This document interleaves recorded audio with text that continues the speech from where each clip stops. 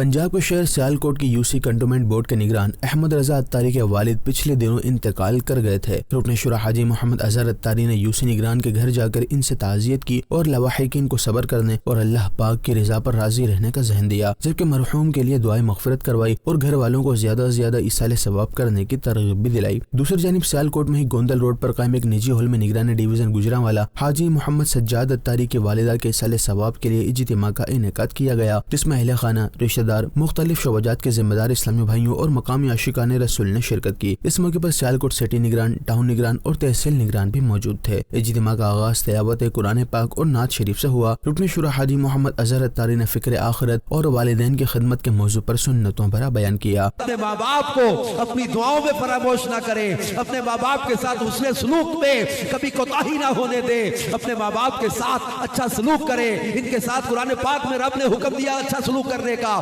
وَبِالْوَالِدَيْنِ احسانا۔ رب کائنات نے اپنے پاک کلام کے اندر ماں باپ کے ساتھ حسن سلوک کا حکم دیا، ان کے ساتھ اف تک نہ کرنا۔ بیان کے آخر میں رکن شورا نے شرکاء کو دعوت اسلامی کے دینی ماحول سے وابستہ رہنے، نمازوں کی پابندی کرنے، والدین کی خدمت کرنے اور نیکی کے کام کرتے رہنے کی ترغیب دلائی۔ اس اجتماع میں شعبہ تقسیم رسائل کی طرف سے اسٹال بھی لگایا گیا اور شرکاء میں رسالے بھی تقسیم کیے گئے۔ آخر میں رکن شورا نے مرحومہ کی ایصال ثواب کے لیے دعا کروائی اور صلاۃ و سلام بھی پڑھا گیا۔